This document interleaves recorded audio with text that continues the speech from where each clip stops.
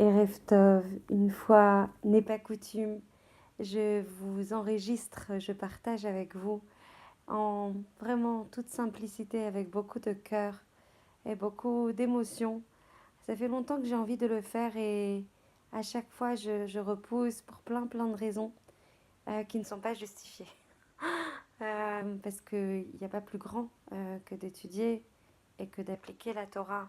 Il n'y a pas plus grand et que d'étudier et de faire descendre le plus grand flux de miséricorde et de protection pour le Ham Israël. Il n'y a pas plus grand que de s'unir et de se renforcer dans l'étude de la Torah.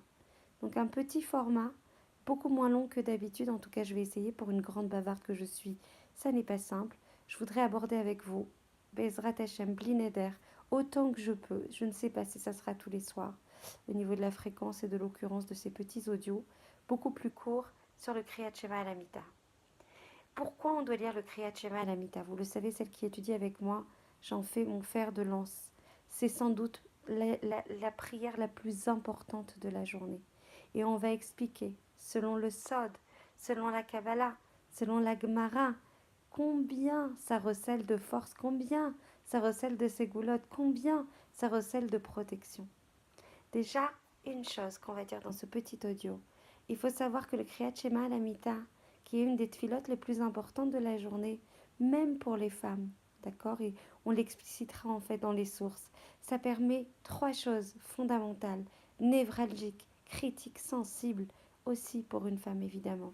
Première chose, c'est une opportunité de faire tchouva avec le vidouille, la possibilité de se recentrer, de faire une introspection, de voir la possibilité de réparer au quotidien, d'avoir la possibilité de laisser monter sa neshama la plus propre possible, la plus purifiée possible, la plus délestée possible de ses fautes. Combien c'est chachouv d'arriver au Bet HaMishpat Elyon chaque soir en ayant, vous savez, il y a un roc qu'Hachem il a inscrit dans la Bria. En fait, tout ce qu'on va réparer ici, nous-mêmes, en faisant notre propre introspection, en faisant notre propre cheshbon nefesh, est annulé en fait, en termes de din et cheshbon au niveau du Bet HaMishpat.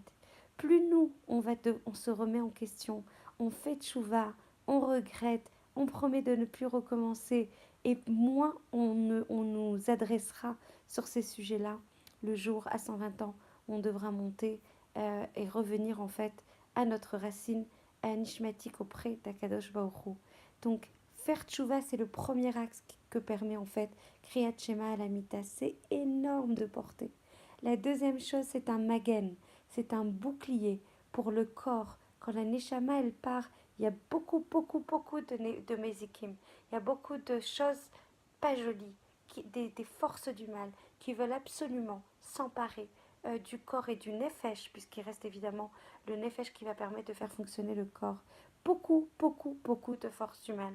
Le fait de faire Kriyat Shema Lamita va protéger l'entièreté du corps qui reste comme ça, zarouk sur le lit, sans neshama. D'accord? Deuxième chose. La troisième chose, donc la première chose c'est tchouva, la deuxième chose, la possibilité de faire, de nous protéger. Et la troisième chose, c'est ce qu'on verra, je vous mets l'eau à la bouche, mais c'est très important, c'est quelque chose qui mérite beaucoup plus de développement.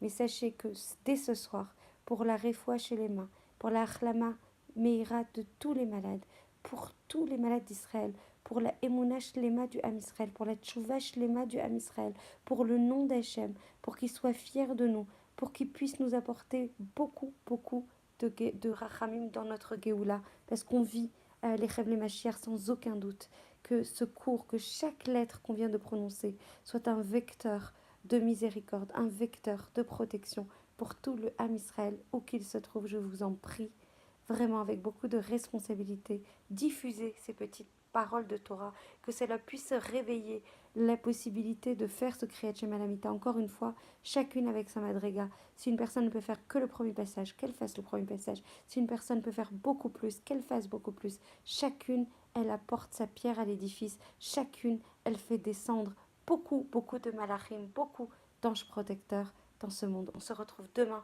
Bezrat Hashem, pour le troisième point. est vraiment le plus crucial et le plus névralgique de Kriyat Shema Lamita.